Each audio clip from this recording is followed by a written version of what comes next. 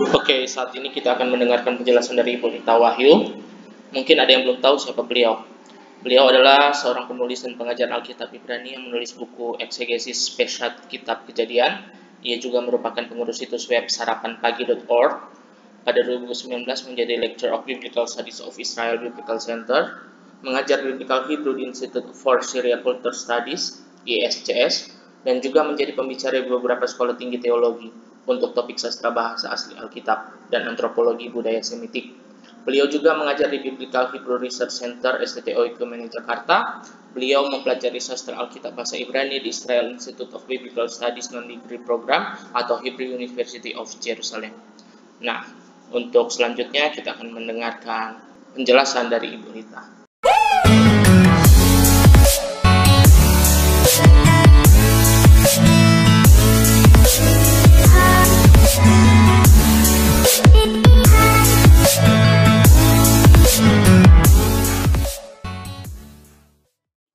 Terima kasih introduksinya. Saya adalah salah satu pengajar dari Israel Bible Center karena saya juga alumni dari sana. Profesor Eli datang ke Indonesia dan meminta saya untuk menjadi perwakilannya untuk menjadi pengajar dan memperkenalkan sastra Ibrani untuk orang-orang Indonesia. Dan sebelum itu saya juga aktif dalam satu laman Sarapan Pagi Biblika, sarapanpagi.org. Nah, ini satu pelayanan yang sudah saya rintis sejak tahun 2000 dan kemudian memulai dengan nama sendiri Sarapan Pagi Biblika itu sejak tahun 2002. Tahun 2006 baru kami memiliki server sendiri dengan nama Sarapan Pagi ORG. Nah, ini adalah para pengajar dari Israel Bible Center. Ada Profesor Eliyahu Lisolking Eisenberg yang bukunya sedang saya sharingkan, presiden dari Israel Bible Center, dan ini adalah sebagian dari para lecture-nya. Ini adalah buku yang saya tulis dan ini adalah edisi revisi, ya cukup tebal tapi memang ada banyak kekayaan yang harus ditulis. Dan ini adalah satu introduksi dari Profesor Eli bahwa orang-orang Kristen itu perlu untuk belajar basic Hebrew, ya. Walaupun tidak mendalami, tapi perlu mempelajari basic Hebrew, paling tidak Anda belajar tentang antropologi budayanya. Karena sebagai seorang Kristen abad modern sekarang ini, Anda bersama-sama dengan orang Yahudi lainnya itu menjadi para pewaris iman dari Abraham. Kalau Anda pewaris iman dari Abraham, maka Anda semua adalah para pewaris dari biblical Hebrew language itu sendiri. Bahasa Ibrani itu juga adalah pusaka bagi kita. Maka saya mengajak Anda semua untuk mulai mencintai bahasa Ibrani. Karena sekali Anda mengenal itu, Anda akan menemukan kekayaan yang ada di Alkitab kita. Saya akan mulai. Ada satu kata-kata mutiara. Yang pertama adalah Lo Habaishan Lamed. Velo Hakaf dan Lamed. Lo Habaishan Lamed. Itu artinya a shy person cannot learn. Jadi seorang yang malu-malu, dia tidak bisa belajar. Lalu ada juga itu dari sisi yang diajar.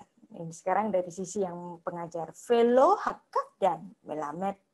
Jadi seorang yang angkuh, seorang yang sombong, dia tidak dapat mengajar. Perlu kerendahan hati dari seorang pengajar untuk men-sharing apa yang dia tahu, apa yang dia sudah pelajari lebih dahulu.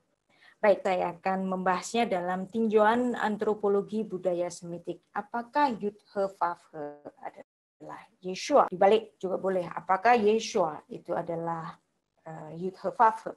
Understanding Jesus in his Jewish context. Memahami Yesus dalam konteks keyahudiannya. Nah, kalau saya bicara begini, apakah saya akan menjadikan Anda Yahudi? Enggak, Anda tidak perlu jadi Yahudi. Tetapi untuk memahami Alkitab kita, Anda perlu tahu wawasan Ibrani, Anda perlu tahu wawasan Yahudi. Ya, saya suka jadi goyim daripada jadi orang Yahudi. Ya, tidak perlu jadi orang Yahudi, Bu. Walaupun itu nggak dilarang ya. Karena bagaimanapun kita adalah goyim yang sudah dibayar mahal oleh darah Kristus. Anda dan saya adalah orang-orang yang mahal, karena Anda dan saya adalah orang-orang yang dibayar mahal oleh darahnya sendiri. Nah, ini ada satu pengajar juga, seorang guru besar, Rabbi Jonathan Sacks. Rabbi Sacks mengatakan bahwa Yesus adalah seorang Yahudi. Dia tinggal di tanah Israel, di Galilea.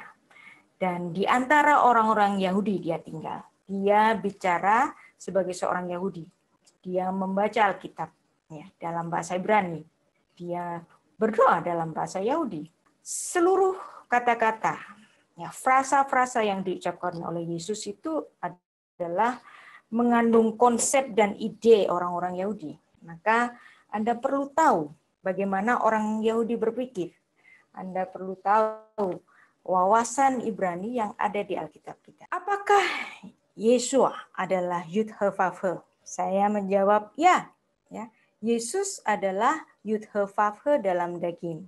Nah, itu menurut keimanan kita yang mempercayai Yesus adalah Allah yang inkarnasi.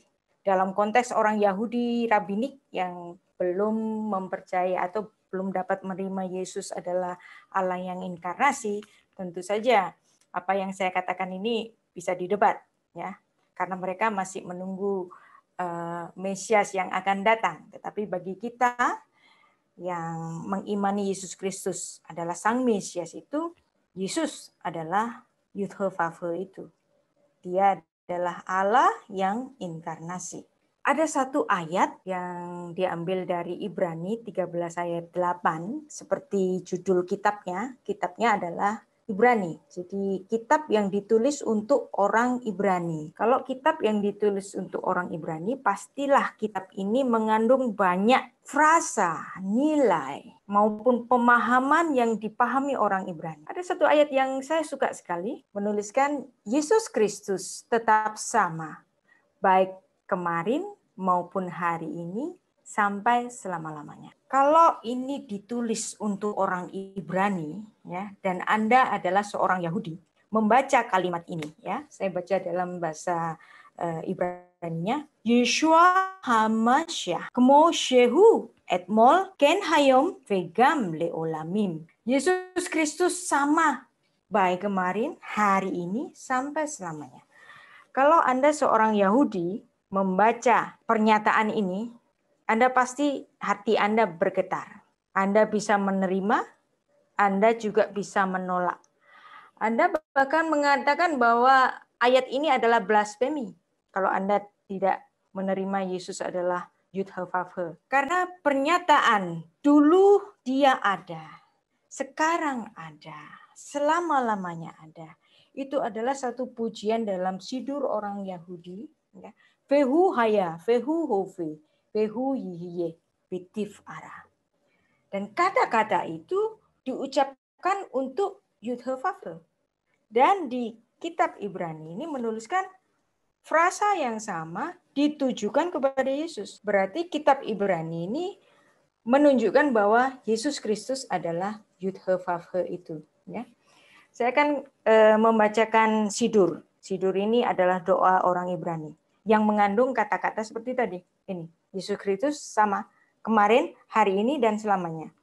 Dan sidur Yahudi ini, doa orang Yahudi ini, itu ditujukan kepada Yud He Vav He, kepada Adonai. Adon olam asher malach beterem kol yitzir nivra ve'etnasa behefsokol azai melech monikra ve'achare kiklot hakol levado yimlok nora vehu haya vehu hove vehu yihiye betif ara. Wow. Anda lihat di sini. Vehu haya, dulu dia ada. Vehu heve, dan dia sekarang. Vehu yihiye, dan dia akan ada. Betif ara. Ini adalah satu pujian kepada Yud He Vav He. Sekarang Anda bandingkan dengan Ibrani 13 ayat 8. Bukankah nafasnya sama? Ibrani 13 ayat 8 ini merujuk bahwa Yesus adalah Yud He Vav He itu. Karena ini sama dengan doanya orang Yahudi. Adon Olam dan Yud He Vav He itu karena mereka tidak mau mengucapkan 4 aksara suci ini, maka Setiap kali ada aksara yud, he, vav, he, ini selalu dibaca dengan Adonai. Ya, sekarang paham? Jadi Alkitab Perjanjian Baru merujuk bahwa Yesus adalah yud, he, vav, he itu. Karena dia dulu ada, sekarang ada, selama-lamanya ada, sesuai dengan faham wawasan orang Ibrani ketika mereka berdoa Adon Olam. Dan itu ditujukan kepada Yud He Vav He, dan Ibrani tadi merujuk kepada Yesus. Nah, Vehu Haya, Vehu Hove, Vehu Yiye, Betif Ara. Dulu dia ada, sekarang ada, dan dia akan ada, selamanya ada. Sang ada. Yud He Vav He itu adalah sang ada. Yesus dirujuk sebagai sang ada. Dan kalau Anda melihat benderanya orang Israel, ada dua segitiga. Segitiga yang pertama, Haya, Hove, Yihiye. Tuhan dulu ada, sekarang ada, selamanya ada. Lalu segitiga kedua, itu adalah David, Melek, Israel. David, Melek, Israel. Jadi dua segitiga. Dan angka 3 itu adalah angka kekudusan. Maka ini adalah dasar filosofis dari bintang Daud. Kenapa kok dibilang bintang Daud? Karena bentuknya seperti bintang. Tapi sebenarnya ini disebutnya magen. Magen itu perisai, perisai Daud. Dan ini mengandung nama Yud-He-Vav-He dalam benderanya orang Israel. Bukti kedua bahwa Yesus adalah Yud-He-Vav-He itu. Yesus adalah Adonai itu. Ya. Kita baca Yesaya 43 ayat 11. Akulah Tuhan, Yud-He-Vav-He. Tidak ada juru selamat Mosya selain daripadaku. Anochi Adonai. Ve'en mibaladai Mosya. Akulah Adonai. Akulah Yud-He-Vav-He. Ve'en, dan tidak ada mibaladai selain lainnya daripadaku Mosya. Enggak akan ada Mesias selain daripadaku. Dan sekarang kita melihat bagaimana Yesus Kristus itu dirujuk dalam Perjanjian Baru. Dia dirujuk sebagai apa? Perjanjian Lama mengatakan bahwa juru selamat hanya Yesus, ya. Dan dalam Perjanjian Baru, ya, dituliskan ia akan melahirkan anak laki-laki dan engkau akan menamakan dia Yesus. Nah, ini siapa yang bicara? Malaikat Tuhan. Dan dialah yang akan menyelamatkan umatnya dari dosa mereka. Tadi dikatakan dalam Yesaya tadi, hanya aku, tidak ada yang lain juru selamat. Dan sekarang ada juru selamat lahir ke bumi. Dialah yang akan menyelamatkan. Maka sang penyelamat, sang juru selamat ini Yud-He-Vav-He itu sendiri, ya.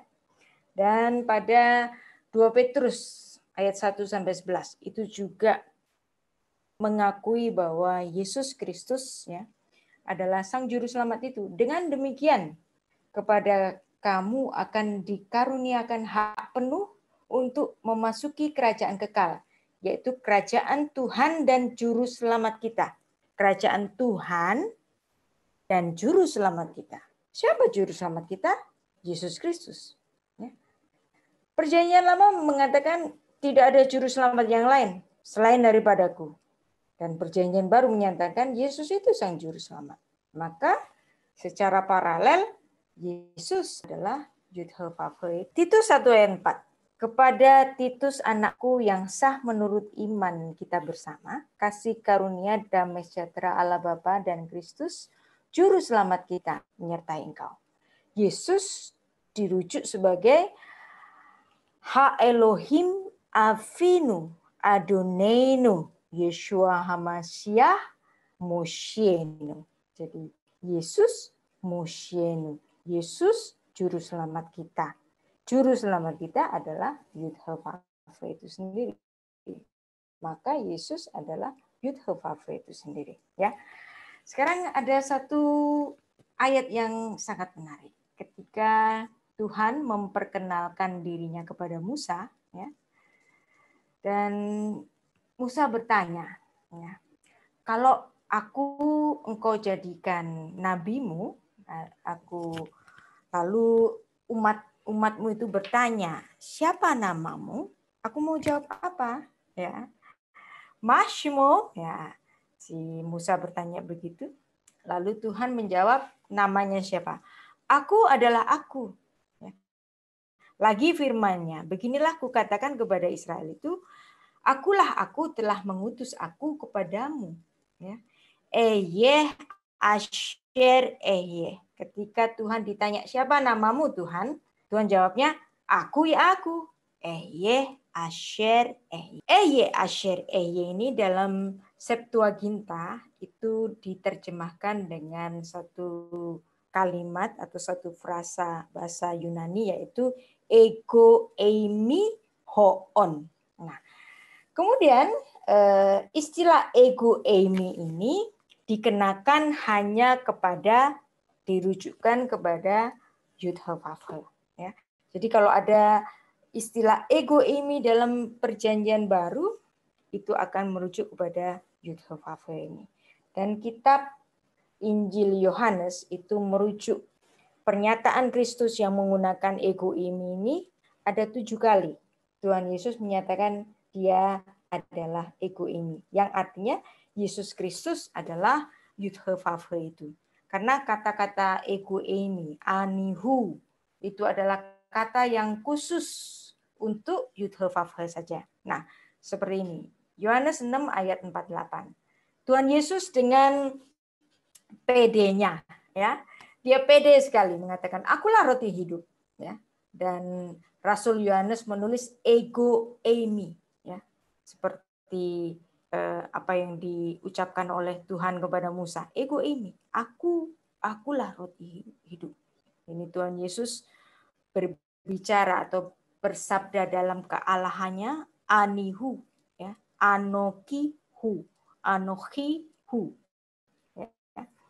Anohi dan ani itu sama ya. Ani itu aku ya. Misalnya kalau anoki itu misalnya daku, aku, daku, itu kalau dalam bahasa Indonesia. Dalam bahasa Ibrani anohi dan ani itu sama ya. Dan Yesus mengatakan dengan terminologi kealahannya ego ini. Ya. Juga dalam ketika dia berbincang-bincang dengan perempuan Samaria itu, Tuhan Yesus juga menggunakan terminologi kealahannya. Ego eimi, anihu. Ya. Akulah dia yang sedang berkata-kata dengan engkau. Anihu. Wow. Kalau orang ahli Taurat mendengar seorang Yesus berkata anihu, dia langsung, orang ini mengaku dirinya Tuhan. Ya. Nah, kalau Anda bayangkan membaca ayat ini dalam bahasa Indonesia atau dalam bahasa Inggris, ya. Nafas dari ego eimi hilang. Kalau Anda membaca dalam bahasa asli Yunani atau Anda membaca dalam naskah Ibrani-nya, Anda akan tahu Tuhan Yesus itu bicara dalam otoritas kealahannya. Akulah dia. Anihu. Ego eimi. Yesus bicara dalam otoritas kealahannya. Ya. Dan ini juga menjadi satu bukti tentang kealahan Kristus. Yohanes 5 ayat 58. Kata Yesus kepada mereka, aku berkata kepadamu, sesungguhnya sebelum Abraham jadi, aku telah ada. Ya. Kalau Anda membaca ini dalam naskah Yunani-nya, dan kemudian Anda membandingkan dengan naskah Septuaginta Perjanjian Lama, wow, Yesus bicara dengan penuh percaya diri tentang kealahannya. Ego eimi, akulah dia, aku sudah ada sebelum Abraham ada. Ya. Padahal waktu itu Yesus umurnya baru 30-an. Bagaimana mungkin kamu ada sebelum Abraham ada? Ya. Anihu. Nah, bahasa Ibrani juga menulis anihu, ya. Terjemahnya OJB ini orang-orang Yahudi merujuk dengan kata-kata itu ego ini dengan anihu atau anihayiti, aku telah ada, ya.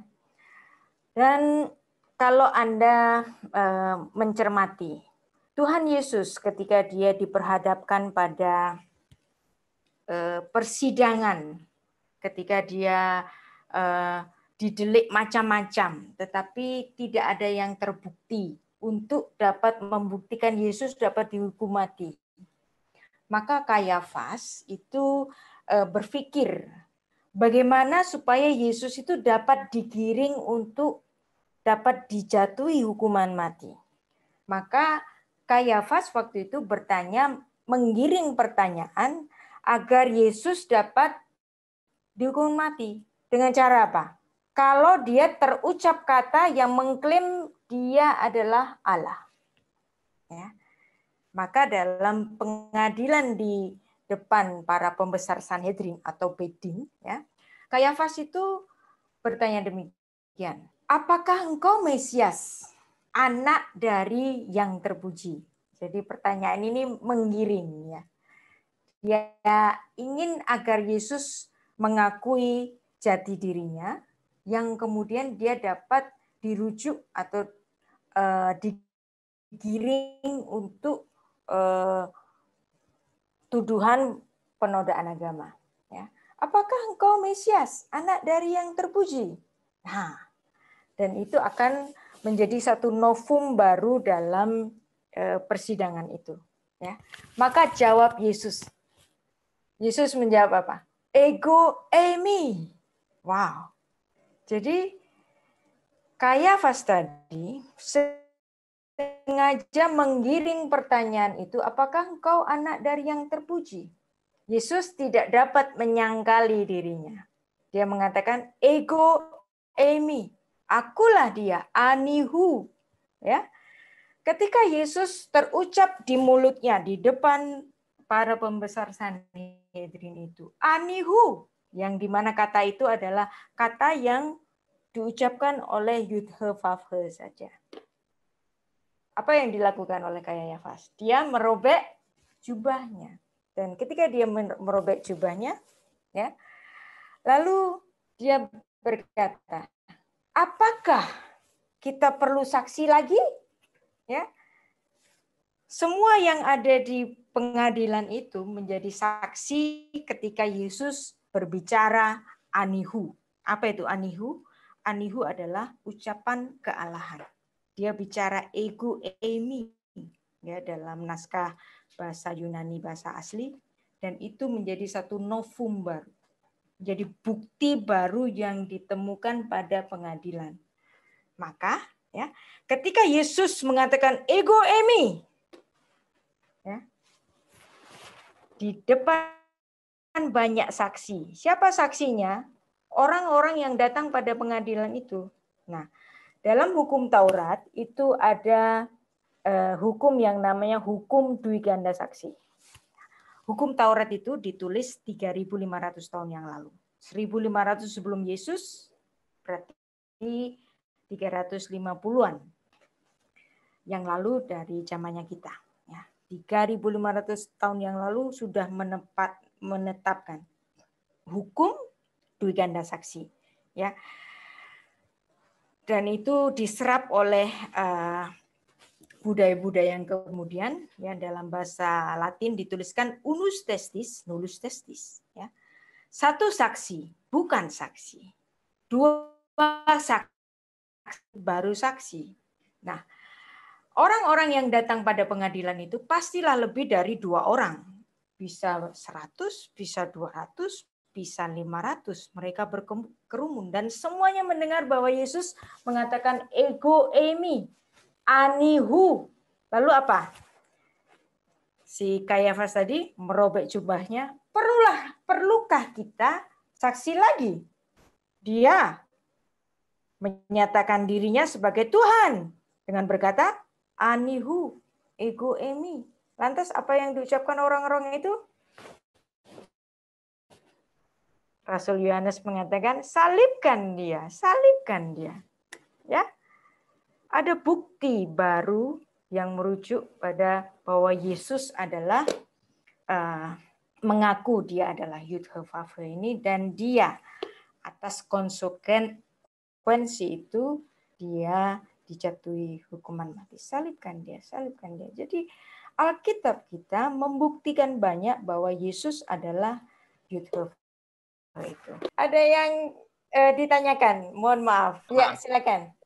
Ya, tadi mengenai pembahasan tadi kan Ibu sempat singgung juga soal Yesus dengan YHWH kan. Nah, terus waktu itu kan Yesus pernah bilang sebelum Abraham ada, aku sudah ada. Nah, saya mau bertanya pandangan Ibu tentang Kristofani di Perjanjian Lama.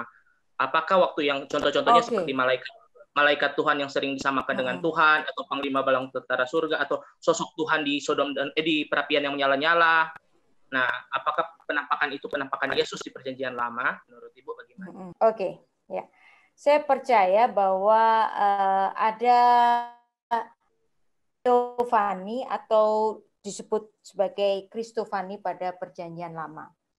Nah, Kristofani pada Perjanjian Lama atau Teofani pada Perjanjian Lama itu misalnya Melkisedek itu juga disebut sebagai Teofani, mungkin Teofani, mungkin Kristofani, ya. Kristofani, Teofani itu bisa kita persamakan, ya. Terus ada juga Teofani atau Kristofani yang datang kepada Abraham. Ketika 3 orang malaikat itu datang ke rumah Abraham, dan Abraham melihat ini bukan orang biasa ini.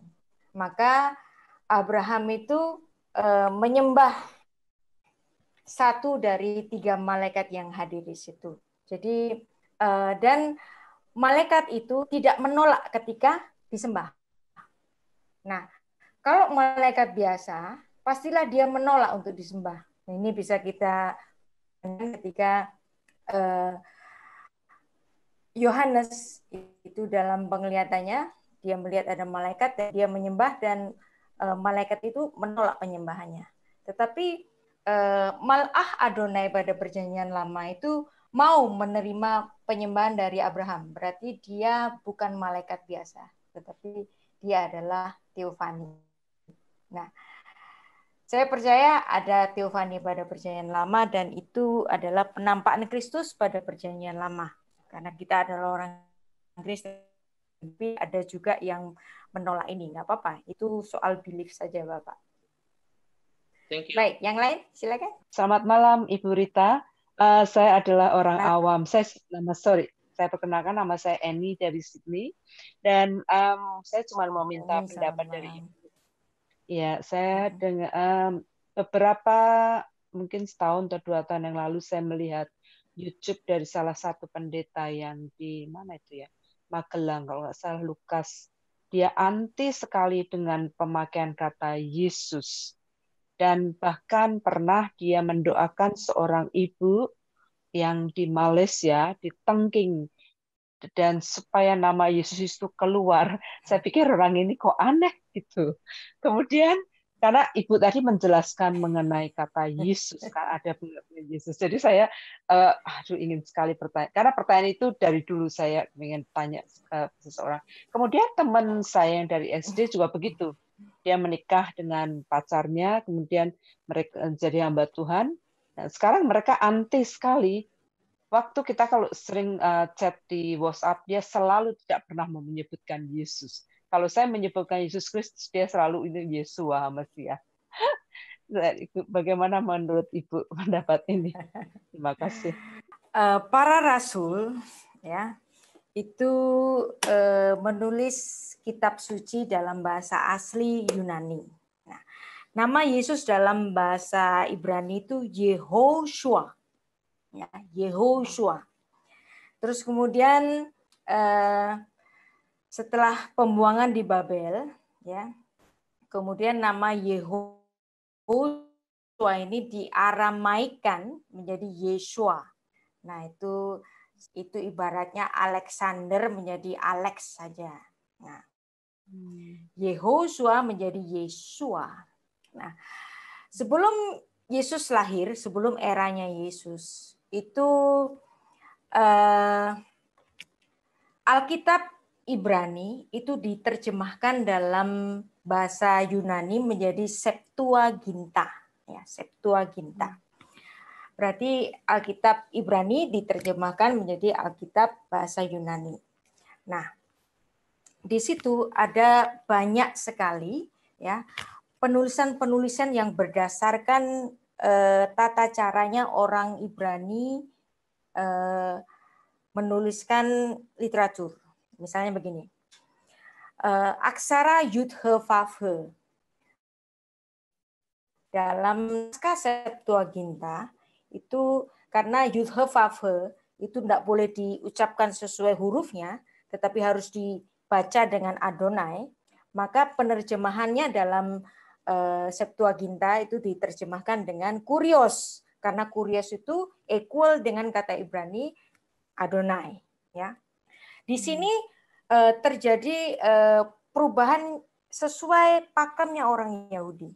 Nah, setelah itu, ya, setelah eranya dari Alexander the Great ini, kemudian ada era masuknya orang Romawi.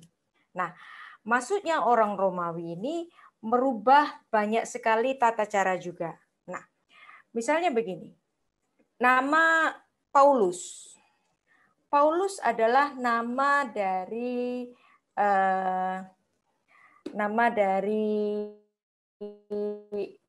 seorang Yahudi yang bernama Shaul.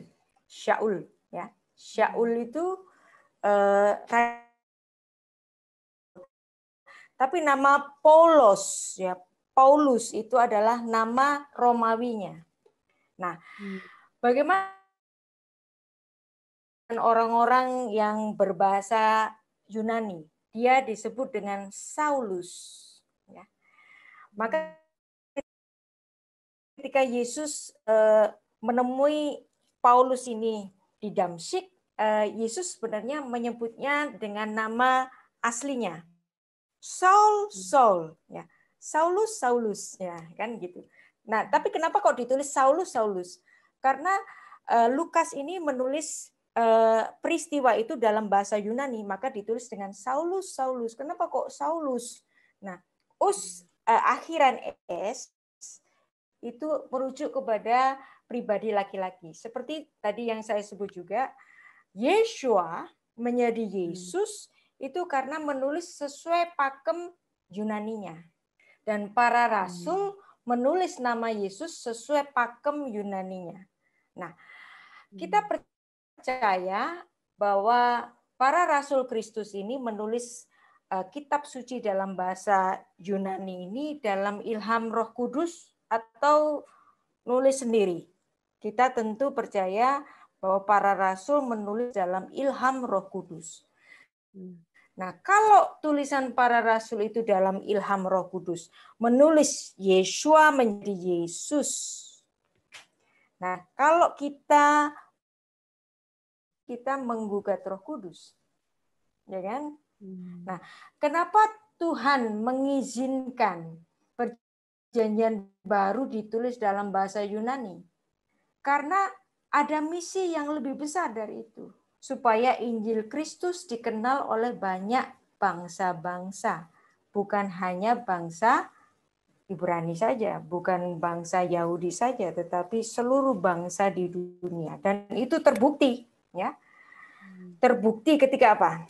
Ketika Bait Allah itu runtuh pada tahun 70 Masehi. Nah, pada tahun 70 Masehi, sebelum tahun 70 Masehi, itu semua jemaat yang ada di Yerusalem itu menyebar. Nah, dan ini bisa kita buktikan bahwa pada kemudian hari, ya, Rasul Yohanes itu nulis kitab Wahyu di mana? Di tanah Israel atau di luar tanah Israel? Di luar tanah Israel, bukan? Ya, dia menulis di Asia Kecil. Ya. Kalau dia menulis di Asia Kecil, ya, dan di situ memang ada orang-orang Ibrani juga, tetapi di situ Rasul Yohanes menulis dalam bahasa internasional kala itu. Kalau seandainya Rasul Yohanes menulis dalam bahasa Ibrani, hanya orang Ibrani saja yang bisa baca, bukan? Nah, bahasa Yunani itu adalah seperti bahasa Inggris saat ini. Maka kalau kita mau tulisan kita itu dikenal oleh bangsa-bangsa lain, ya saya harus menulis dalam bahasa Inggris. Nah, seperti itu juga. Injil Kristus harus diberitakan kepada seluruh bangsa. Maka harus ditulis dalam bahasa lingua franca, harus ditulis dalam bahasa internasional, termasuk melakukan logika hari ini. Misalnya nama Darmawan, ya, nama Darmawan orang Indonesia. Logikanya Pak Lukas Sutrisno selalu begini. Masa kalau namanya Darmawan Indonesia, terus kalau ke Amerika terus namanya jadi Generous? Itu menurut logika saat ini. Tetapi kalau menurut kita harus melihat Alkitab menurut logika Alkitab kala itu. Ya. Paulus memiliki 3 nama. Ya. Shaul bahasa Ibrani, ya. Saulus bahasa Yunani, Paulus untuk nama Romawinya. Jadi seorang bisa punya 3 nama. Ya. Petrus, nama aslinya Simeon. Ya. Lalu Tuhan mengganti namanya dengan Kefa, bahasa Aram. Anda tahu, bahasa Aram ini kemudian diyunanikan menjadi Kefas.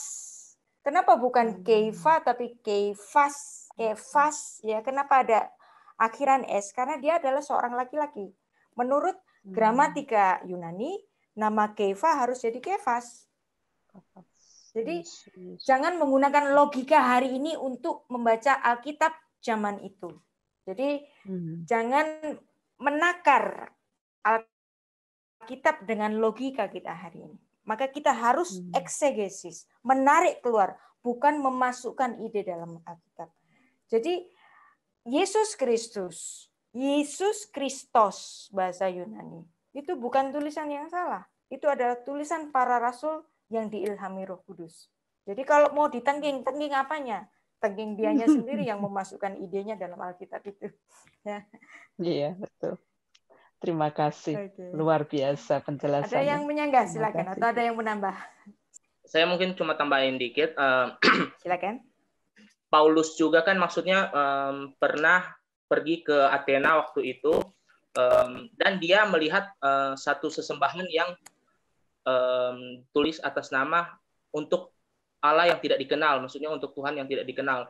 Nah, Paulus juga berani menyamakan dewa itu, dewa sesembahan mereka, dan dikaitkan dengan Yesus. Jadi ketika ada orang yang mau coba kayak rubah-rubah nama, bilang, oh harus pakai Yeshua Hamasiah atau apa, Paulus juga sendiri waktu penginjilan menggunakan budaya setempat yang waktu itu adalah dewa-dewa sesembahan mereka kepada Allah yang tidak dikenal.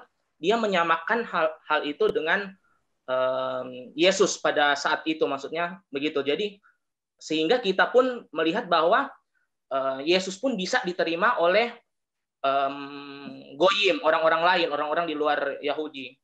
Nah, mungkin tambahan saya seperti itu sih. Cuma untuk. Terima kasih, bagus sekali Bapak. Ya, saya setuju itu.